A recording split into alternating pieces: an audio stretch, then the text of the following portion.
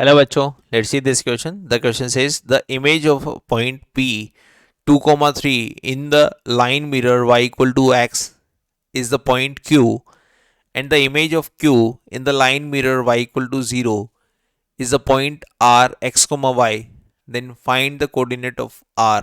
देखिए बच्चों, आपको क्या दे रखा है, एक y equal to x line दे रखी है, ठीक है। y equal to x line के रेस्पेक्ट में इस पॉइंट P का हमें क्या निकालना है, इमेज, जो कि बता रखा है Q है, और Q का y इक्वल टू 0 के रेस्पेक्ट में इमेज निकालना है जो कि R है। तो आपको R के कोऑर्डिनेट बताने हैं। तो एक सिंपल से कॉन्सेप्ट का यूज़ करते हैं। y इक्वल टू एक्स के रेस्पेक्ट में अगर मैं अल्फा कोमा बीटा का रिफ्लेक्शन लेता हूँ या इमेज लेता हूँ, तो वो इमेज बन जाता है बीटा कोमा अल्फा।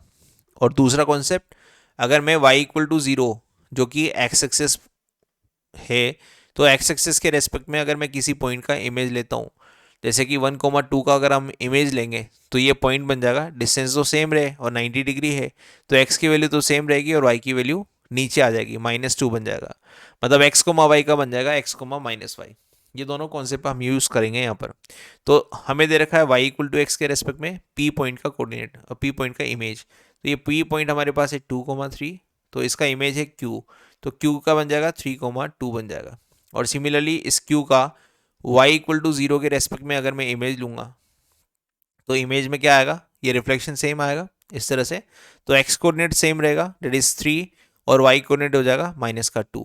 ये हमें r दे रखा है, तो r में x इक्वल टू तो आ गया 3 और y इक्वल टू आ गया -2, तो कोऑर्डिनेट ऑफ r आ गए 3,-2।